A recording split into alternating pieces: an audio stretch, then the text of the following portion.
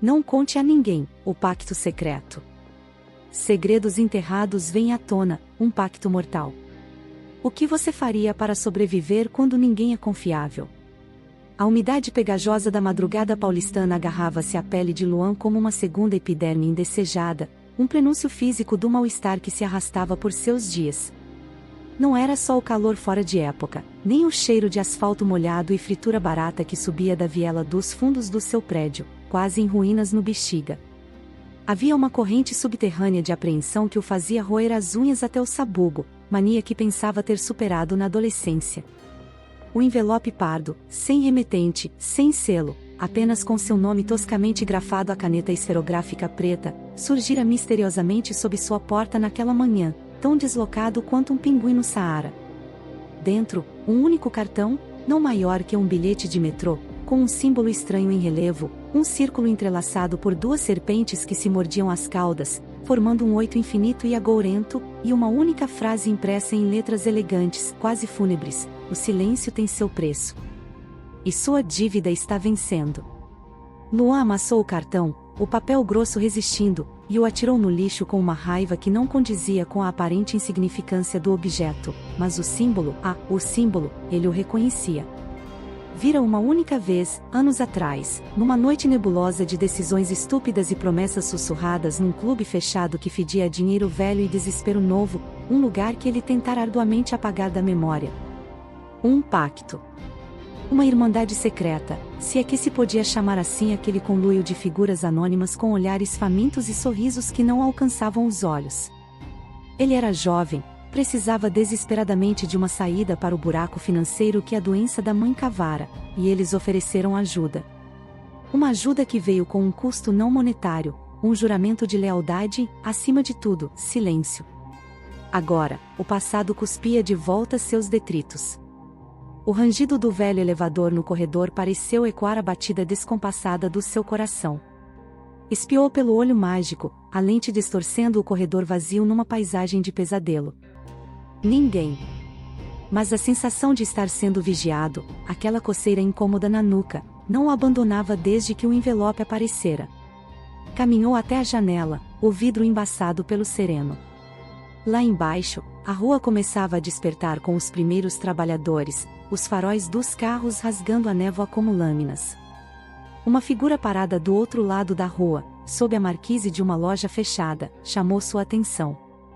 Imóvel, um vulto escuro, quase se fundindo às sombras.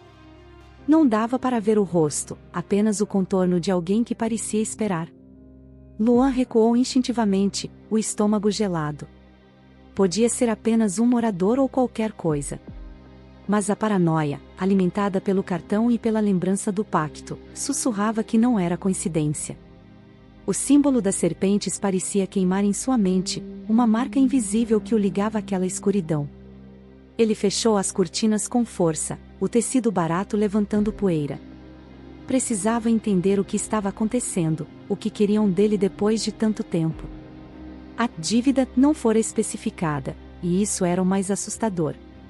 Lembrou-se dos rostos na penumbra daquele clube, das vozes baixas e das promessas veladas de poder e proteção mútua. Na época, parecera um atalho, uma tábua de salvação. Hoje, soava como a mais pura ingenuidade, a armadilha perfeita para um desesperado.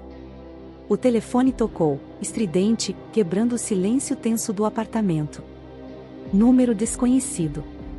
Atendeu com hesitação, a voz presa na garganta. Luan? Uma voz feminina, suave, quase um sussurro, mas com um timbre metálico que arrepiava. Sabemos que recebeu nosso lembrete. Não o ignore. Antes que pudesse responder, a ligação caiu. O silêncio que se seguiu era mais pesado que qualquer palavra. A dívida. O pacto. Não era uma brincadeira. Era real, e estava vindo cobrar. Ele olhou para as próprias mãos, que tremiam levemente. A jaqueta de couro do pai, pendurada no encosto da cadeira, pareceu observá-lo com uma reprovação silenciosa. Precisava pensar, agir, mas a mente era um turbilhão de medo e incertezas. A cidade lá fora, com seus milhões de vidas indiferentes, nunca lhe pareceu tão hostil, tão cheia de olhos invisíveis. O pacto era uma teia, e ele estava preso no centro, sentindo as vibrações de um predador se aproximando. Aquele símbolo, a serpente se devorando, agora fazia um sentido terrível, um ciclo vicioso de segredos e consequências, onde ninguém realmente escapava. E ele, Luan, era apenas mais um fio naquela trama sinistra, um fio que estava prestes a ser puxado. A questão era, para onde? E a que custo? A madrugada ainda não cedera completamente ao dia, e a sensação era de que a noite mais longa de sua vida estava apenas começando, uma noite que poderia engoli-lo inteiro se não encontrasse uma luz, por menor que fosse, para guiá-lo para fora daquele labirinto de sombras e promessas quebradas. O cheiro de café velho na cozinha misturava-se ao seu próprio suor frio, compondo a trilha sonora olfativa do seu crescente desespero. Ele precisava de respostas, e rápido, antes que o preço do silêncio se tornasse impagável, cobrado em uma moeda que ele não possuía mais, a sua própria paz, talvez a sua própria vida.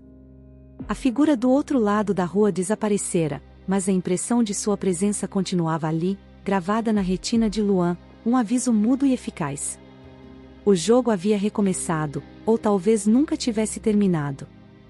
Os dias que se seguiram à ligação anônima e ao aparecimento do cartão transformaram a rotina já desgastada de Luan num exercício constante de vigilância e ansiedade disfarçada. Cada rangido da porta do vizinho, cada olhar prolongado de um estranho no metrô, cada carro que parecia diminuir a velocidade ao passar por seu prédio, tudo se tornava um possível sinal, um elo na corrente de ameaças invisíveis que o cercava. Ele mal dormia, os pesadelos povoados por serpentes sibilantes e rostos sombrios que se revezavam em acusá-lo de uma traição que ele nem sequer compreendia totalmente. A dívida permanecia um espectro, uma incógnita que corroía sua sanidade. Decidiu que a passividade era o caminho mais curto para o desastre. Precisava de informações, de qualquer fiapo de pista que o ajudasse a entender o que eles queriam. O clube onde tudo começou fechará as portas anos atrás, transformado num estacionamento sem alma. Os poucos contatos daquela época, figuras escorregadias que ele conhecera sob a névoa do álcool e do desespero, evaporaram como fumaça. Foi então que se lembrou de Bianca. Ela também estava lá naquela noite fatídica, uma presença quase etérea no meio da sordidez, seus olhos escuros absorvendo tudo, silenciosa e enigmática. Não faziam parte do mesmo círculo interno do pacto, mas Luan sentira uma conexão estranha com ela, uma cumplicidade tácita de quem observa o abismo de perto. Encontrá-la não foi fácil. Bianca parecia ter o dom de se mover pelas franjas da cidade sem deixar rastros. Usou um antigo endereço de e-mail, uma mensagem cifrada que apenas alguém que conhecesse certos códigos daquele submundo entenderia. Para sua surpresa, obteve resposta. Um encontro marcado num lugar improvável, o último andar de um edifício-garagem abandonado no centro velho, com vista para o emaranhado de concreto e fios da metrópole. O vento frio açoitava o local, carregando o barulho distante das sirenes e o cheiro de poluição. Bianca surgiu das sombras de uma pilastra, exatamente como ele se lembrava, cabelos negros escorridos, o delineador impecável contrastando com a palidez da pele, vestida de preto dos pés à cabeça, seus coturnos fazendo um barulho quase imperceptível no cimento áspero. Seus olhos grandes, no entanto, carregavam uma nova camada de cautela, talvez até de um cansaço sutil que ele não vira antes. Luan, disse a voz baixa, mas firme, sem qualquer surpresa aparente. Demorou para procurar ajuda. Ou para se meter em mais encrenca. Ele ignorou a provocação. Você sabe o que está acontecendo, não sabe? O cartão, as ligações. Bianca deu um sorriso mínimo, quase imperceptível. O corvo está agitando o ninho. Coisas antigas estão vindo à tona. O corvo. O nome soou como um arrepio na espinha de Luan. Era uma figura lendária dentro do pacto, o suposto líder ou um dos cabeças, alguém que ninguém jamais via, mas cuja influência era sentida por todos. O que ele quer de mim? Que dívida é essa? Bianca encostou-se numa mureta, observando a cidade abaixo como se procurasse respostas nas luzes distantes. O pacto não era só sobre silêncio. Era sobre trocas. Favores. Alguns mais permanentes que outros. Alguém quebrou uma regra importante, algo que afeta a estrutura deles. Estão procurando quem sangrou primeiro, ou quem pode ser usado para estancar o sangramento. Ela falava em enigmas, como sempre, mas Luan sentiu um nó gelado no estômago. E acham que sou eu? Ou que posso ajudar? Você sempre foi um peão interessante. Descartável para alguns, mas com potencial para outros. Ela o encarou diretamente, e pela primeira vez ele viu uma fresta de algo que poderia ser preocupação? Ou apenas um cálculo frio? Eles não costumam mandar lembretes amigáveis. Se te contataram, é porque precisam de algo específico. Ou querem te usar como exemplo. A ideia de ser um exemplo o fez estremecer. O que eu faço? Não tenho nada para oferecer, não sei de nada. Todo mundo sabe de alguma coisa. Mesmo que não perceba. Ela tirou um pequeno objeto do bolso, um isqueiro antigo de metal, e o acendeu, a chama bruxuleando contra o vento. O corvo valoriza a lealdade, mas valoriza ainda mais a utilidade. Se você se tornar inútil ou uma ameaça. Ela não precisou completar a frase. O silêncio que se instalou era pesado, carregado de subentendidos. Luan sentia-se cada vez mais enredado, como uma mosca debatendo-se numa teia invisível, mas terrivelmente forte. Bianca parecia ser sua única ligação com aquele mundo sombrio, mas confiar nela era como apostar numa roleta russa. Seus motivos eram tão obscuros quanto os do próprio corvo. Existe uma saída? Ele perguntou, a voz quase um sopro. Bianca apagou a chama do isqueiro com um estalo. Sempre existe uma saída. A questão é o preço do pedágio. Ela se afastou, caminhando em direção à escada de emergência. Cuidado com quem você fala. As paredes têm ouvidos, e as sombras têm olhos. Especialmente agora. E desapareceu, deixando Luan sozinho com o vento, a cidade indiferente e a certeza crescente de que o perigo era muito maior e mais complexo do que ele jamais imaginara. Aquele encontro, ao invés de clarear, apenas adensar o mistério, mas lhe dera um nome, o Corvo, e a terrível sensação de que sua dívida poderia ser algo que ele nem sequer se lembrava de ter contraído, um detalhe esquecido numa noite de desespero que agora voltava para assombrá-lo com juros impagáveis. Ele precisava descobrir qual regra fora quebrada, e rápido, antes que o Corvo decidisse que ele era a peça solta que precisava ser eliminada do tabuleiro.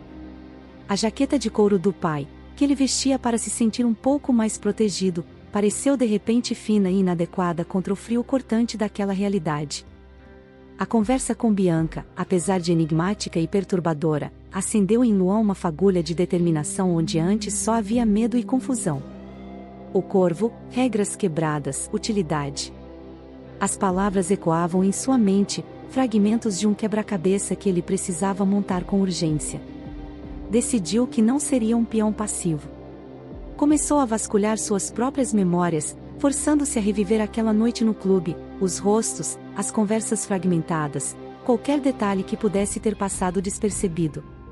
Lembrou-se de um homem mais velho, de fala mansa e olhos frios, que lhe oferecera a oportunidade, não o Corvo em pessoa, certamente, mas um de seus tenentes. E lembrou-se de assinar um papel, um termo de compromisso, algo que na época pareceu uma formalidade inofensiva. Seria ali a chave?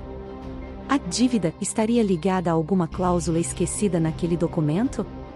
Passou dias revirando seu pequeno apartamento, caixas antigas, papéis guardados, qualquer coisa que pudesse remotamente se assemelhar àquele termo.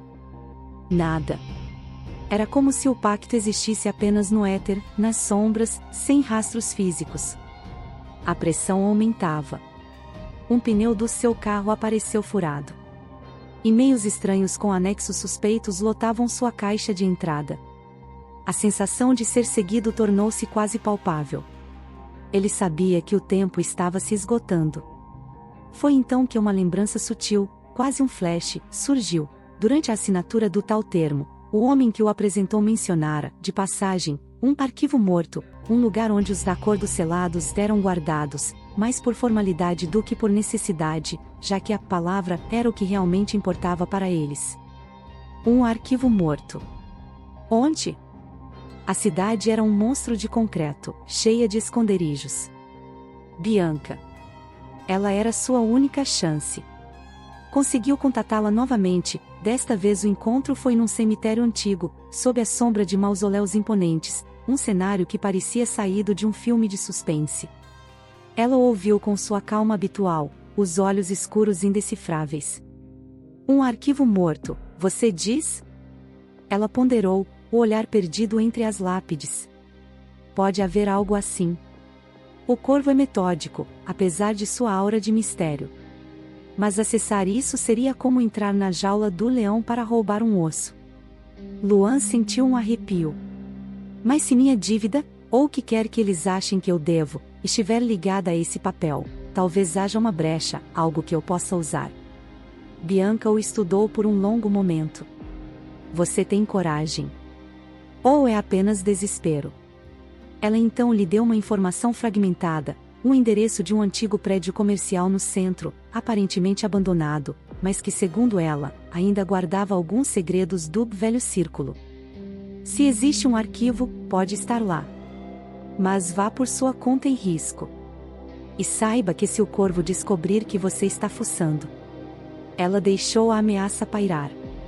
Luan sabia dos riscos, mas a alternativa, esperar passivamente pelo acerto de contas, era ainda pior. Com o coração na boca, ele foi ao endereço indicado. O prédio era uma carcaça de concreto e vidros quebrados, um fantasma no meio da agitação da cidade. Conseguiu entrar por uma janela lateral, o interior fedia a mofo e abandono. Andar por andar, sala por sala, encontrou apenas poeira e destroços. Quando estava prestes a desistir, no subsolo, atrás de uma porta de aço emperrada que ele conseguiu arrombar com um pedaço de vergalhão, encontrou uma pequena sala, quase um cofre. E lá dentro, armários de arquivo metálicos, enferrujados, mas intactos. Começou a busca frenética, gaveta por gaveta, o suor escorrendo pelo rosto, a poeira irritando seus olhos. E então, encontrou uma pasta com seu nome. Dentro, o tal termo de compromisso. Leu avidamente as cláusulas escritas numa linguagem jurídica rebuscada, mas uma delas saltou aos seus olhos, uma condição de anulação do pacto caso beneficiário, ele no caso, se mudasse permanentemente para uma jurisdição específica, uma pequena cidade no interior do estado, quase esquecida no mapa, onde aparentemente a influência do grupo era nula ou desinteressante.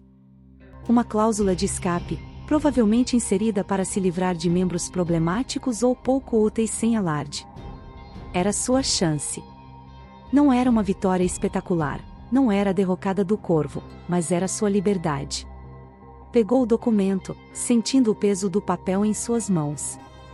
Na saída do prédio, quase trombou com Bianca, que o esperava nas sombras da rua, encostada em seu carro escuro. Encontrou o que procurava? Ela perguntou, com um leve sorriso nos lábios.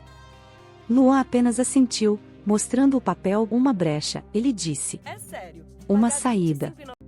Bianca o olhou, e pela primeira vez ele viu algo genuíno em seus olhos, talvez respeito, talvez alívio por ele. Alguns pactos são feitos para serem quebrados. Ou pelo menos, contornados. Ela estendeu a mão. Boa sorte na sua nova vida. E tente não fazer mais promessas no escuro. Ele apertou a mão dela, um gesto de despedida e quem sabe, de uma estranha forma de gratidão. Bianca não era uma heroína, mas no jogo de sombras deles, ela lhe dera a única ferramenta que ele precisava.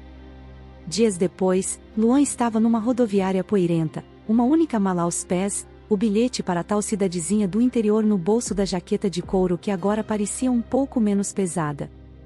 Olhou para trás, para a silhueta da metrópole que ficava para trás, um monstro que quase o devorara. Não sentia falta. Sentia alívio. O pacto secreto, o corvo, as ameaças, tudo aquilo ficaria para trás.